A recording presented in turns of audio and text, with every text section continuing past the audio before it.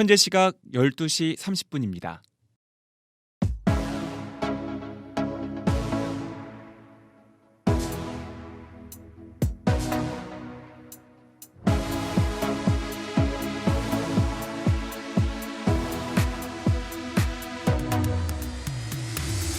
안녕하세요. 커먼 라디오 김도연입니다. 지금 여기 전북 CBS를 경찰이 둘러싸기 시작했습니다. 잠시 후 2시로 예정돼 있는 2단 신천지의 대규모 집회 때문인데요. 신고된 인원은 놀라지 마십시오. 3,000명입니다. 신천지가 문제 삼고 나선 건 말씀드렸듯이 전북 CBS의 최근 보도입니다. 신천지에 다니는 전처와 가족을 남편이 살해한 사건. 이걸 전북 CBS는 알려진 사실, 나온 진술 그대로 보도했지만 신천지는 전북 CBS를 향해 끊임없는 전화 그리고 시위를 이어가고 있는 겁니다. 하지만 전북 CBS는 앞으로도 굽힘 없이 진실을 말하고 진리를 지키는 일, 그리고 우리 전라북도의 교회를 보호하는 사명을 감당하겠다는 약속 여러분께 드립니다. 앞으로 전북 CBS에 계속 응원과 기도를 이어가 주시기를 여러분께 부탁드립니다. 커먼 라디오 오늘 방송도 전북 CBS 노컷뉴스 유튜브 채널로도 시청하실 수 있습니다. 다 같이 커먼! 우리 가게 그냥 CCTV로 될까? 계속 지켜볼 수도 없고. KT 기가 아이즈 AI로 분석해서 이상 있으면 바로 알려주니까 계속 보고 있을 필요 없죠. 혹시 지워지면 어쩌지? 클라우드에 자동 저장되니까 지워질 걱정 없죠. 우리 가게 딱인데? 지능형 CCTV KT 기가 아이즈 가입 문의 100번. 디지콜 KT. 개신교계에서 이단으로 규정된 신천지가 국민의힘 윤석열 대선 후보에게 접근하고 있는 정황이 포착됐습니다. 앞서 일부 신천지 탈퇴자들은 언론 인터뷰에서 신천지에서 신도들을 국민의힘 당원으로 가입하게 하라는 지시를 받았다며 신천지가 윤 후보 밀어주기에 나섰다는 의혹을 제기했습니다. 더불어민주당은 윤석열 국민의힘 대선 후보에게 신천지와의 유착 의혹을 해명하고 사과하라고 촉구했습니다. 저희가 지난 대선 때부터 신천지의 대선 개입, 그리고 대선 후 신천지의 교세 확장 시도, 이런 부분을 몇 차례 짚었었습니다. 잠시 후 여기 전북 CBS 앞에서 신천지가 3,000명 가량으로 신고된 대규모 집회를 열 예정인데, 이건 역시 지금 신천지의 전체적인 상황과 움직임에 맞물려 있다는 분석이 나옵니다. 자세한 얘기 CBS 송주열 기자와 짚어봅니다. 송주열 기자, 안녕하세요. 네, 안녕하세요. 네. 기자님도 지금 우리 전북 CBS의 이번 살해 사건 보도 보셨을 텐데요. 네네. 이 보도로 이렇게 수천 명이 대규모 집회를 전북 CBS 앞에서 여는 거, 이런 네. 상황 어떻게 보십니까? 일단 전북 CBS의 보도는 문제가 없다. 네. 다른 것도 아니고 사람이 죽고 사는 문제에 대해서 당연히 취재 기자가 정확한 원인이나 배경을 묻지 않을 수 없죠. 네. 이거를 묻지 않는 게 사실은 기자 정신이 없다라고 보는 견해고요. 사실 신천지가 잘하는 게 툭하면 뭐 강제 개종한다고 하면서 이단 상담을 하는 목회자들을 공격을 하고요. 또 인권이라는 보호장치 뒤에 숨으려고 하는 게 이들의 특기입니다. 네. 최근에 공교롭게도 이게 신천지가 다시금 이제 활발하게 활동하는 게 코로나가 좀 잠잠해지면서 또 대선 후라는 점에 좀 주목하지 않을 수가 없는데요. 네. 사실은 신천지가 코로나 이후에 그리고 대선 이후에 굉장히 적극적으로 포교에 나서고 있거든요. 네네. 유동인구가 많은 곳에서 홍보부스를 마련한다든지, 그리고 또 전단지를 나눠주면서 신천지를 홍보한다든지, 그러면서 또 개인적으로 포교할 때는 거짓말을, 소위 말하는 거짓말을 정당화하는 모략 포교로 또 접근을 해서 세를 넓히고 있고, 이런 상황들입니다. 그래서 지금 이런 전문가들도 신천지가 대선 이후에 좀 자기들의 이미지를 좀 개선해 보려고 홍보부스도 차리면서 하지만 또 이면에는 또 예전에 하던 대로 교회에 피해를 주는 산업기기라든지 네. 교회에 또 추수꾼을 침투시키는 추수꾼 포교라든지 이런 방법들을 병행하고 있다고 하면서 교회의 경각심 그리고 우리 사회가 경각심을 가져야 한다고 지금 얘기를 하고 있습니다. 저번에 이제 대선 후에 신천지가 다시 교세 확장을 공격적으로 시도할 거다. 또 내부 결속에 나설 거다, 이런 전망을 해주셨는데요. 이런 안팎의 사정 속에서 이런 대규모 집회도 벌이는 걸로 보면 될까요? 사실 맞습니다. CBS 앞에 몰려와서 대규모 시위를 벌인 거는 이번이 처음이 아니고요. 네. 2015년에 저희가 신천지에 빠진 사람들이라는 특집 다큐를 만들어서 전 사회적인 반향을 일으켰죠. 그리고 그때도 신천지에서는 강제개종 피해연대라는 곳을 앞세워서 CBS 전국 CBS 목동 사옥뿐만 아니라 전국 지역 본부 앞에서 대규모 시위를 벌였고요. 네네. 2016년에는 CBS 폐쇄를 주장하면서 경찰 추산으로 한 5만여 명이 CBS 전국 지역 본부 앞에서 시위를 벌였던 적도 있습니다. 네, 자신들을 네, 좀 정당화하는 그런 시위네요. 예, 맞습니다. 예. 네. 그런 식으로 이제 뭐 자기들 교세도 자랑하면서 뭔가 좀 위압감을 느끼게 하면서 좀 CBS가 지금 신천지 실체를 파헤치는 이런 행동들을 막으려고 멈추도록. 하는 그런 것도 있습니다. 예, 예. 그렇군요. 예. 지금 이제 대선도 끝났고 그리고 코로나도 거의 이제 끝난 상황에서 예. 실제로 지금 신천지 교세 확산을 위한 드라이브가 확실하게 좀 걸린 상황인가요? 예, 맞습니다.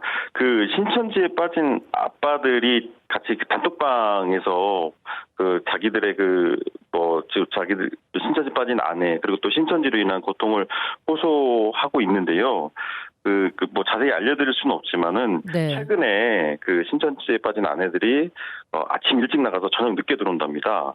코로나가 한참일 때는 코로나 때문에 안 나갔죠. 네. 그러니까 이제 그 아빠들도 이제 집에서 이제 집에 눈에 보이는데 이제 집에 있으니까 그래도 좀 참고 있었는데 최근에는 이제 코로나도 잠잠해지고 뭐 또 어떤 자신감 때문에 이제 뭐 적극적으로 거리 포교에 나서고 있는 신천지에 빠진 아내들 때문에 아버지들이 많이 우울해한다. 그리고 애들도 사실 거의 뭐 방치되다시피 하는 경우도 있어서 엄마를 못 만나니까. 맞습니다.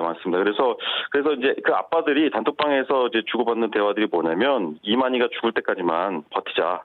어머 어떡해. 예. 뭐 그런 심정으로 지금 참고 있다고 합니다. 그래서 아빠들이 굉장히 우울해하는 상황이에요. 그래서 이 단톡방에는 이혼을 당하신 분들도 있고요. 네. 이혼 뭐 소송 중인 분들도 계시고요. 뭐 그렇습니다. 그래서 이게 분명하게 말씀드리지만 신천지는 어떤 그 한국교회 골칫거리 그 종교 문제가 아닙니다. 이미 사회 문제화 됐어요. 예, 제 생각입니다만. 예. 네. 가정의 피해뿐만 아니라 이제 이번 사건에는 살인까지 저지르게 된 맞습니다. 것인데요. 예. 그런 반사회적, 반가정적 행위가 뭐 있더라도 네네. 이혼 정도는 할 수 있겠지만 살인까지는 결국 정당화될 수는 네. 없는 일이죠. 네네. 이런 살해한 사람은 강하게 형벌을 받아야 합니다. 이건 분명한 사실이고 CBS도 이거를 다시 한번 좀 말씀을 드립니다. 네. 이참에 신천지 교인이 몇 명이고 신천지 종교시설이 전국에 몇 개인지 대략 알려주실까요? 일단은 신천지가 자기들 주장으로 2019년도에 30만이라고 했거든요. 아, 30만. 예. 그리고 올해 자기들이 10만 명 수료를 목표로 뛴다고 했어요. 아, 추가로 10만 명이요? 네네. 코로나 기간 동안에 조금 침체되고 조금 역성장이 있었을 거라고 예상은 되지만 그걸 봤을 때는 뭐 40만 돌파도 이런 추세라면 전북 CBS 앞에 3천 명이 모인 정도면은 네. 전체적인 규모는 어마어마할 것이라는 생각이 듭니다. 네, 맞습니다. 네. 지난번에 신천지 내부의 좀 갈등에 대해서 좀 언급을 해주셨는데 이 갈등은 좀 어떻게 봉합이 된 것 같습니까? 어떻습니까? 일단은 지금 뭐 신천지 본부 내에서의 그 갈등이었죠. 네. 그리고 이제 이게 이만희 교주가 이제 뭐 법정 소송을 벌이는 과정에서 아마 내분이 좀 있었던 모양인데 아마 이제 교주가 돌아오면서 뭐 정리를 하고 있는 것 같아요. 그래서 이제 내부 단속도 벌이고 있고 그래서 이 시선을 자꾸 이제 그 외부로 돌리면서 그 신천지의 안정화를 꾀하고 있는 것이 아닌가라는 생각이 들고요. 그래서 자꾸 이제 포교에 더 열을 올리고 있는 것 같습니다. 예. 아, 그 내부 고발들이 좀 있어가지고 문제가 있었잖아요. 예. 그런데 이제 그 부분을 이제 이만희 씨가 이제 돌아오면서 좀 정리를 하고 있고 그리고 오히려 이제 외부 포교 쪽으로 좀 집중을 하면서 내부 문제가 좀 안 보이도록 하고 있는 그런 시도를 하고 있네요. 네네. 그렇다면 우리 이 상황 그리고 방금 기자님이 말씀해 주신 것처럼 신천지 교인들이 더 늘어날 수도 있을 거라는 그런 부정적인 얘기를 해주셨는데 이런 상황에서 우리 전라북도의 교계 나아가서 한국 교계가 어떤 점을 주시하고 주의하며 대응을 해야 할까요?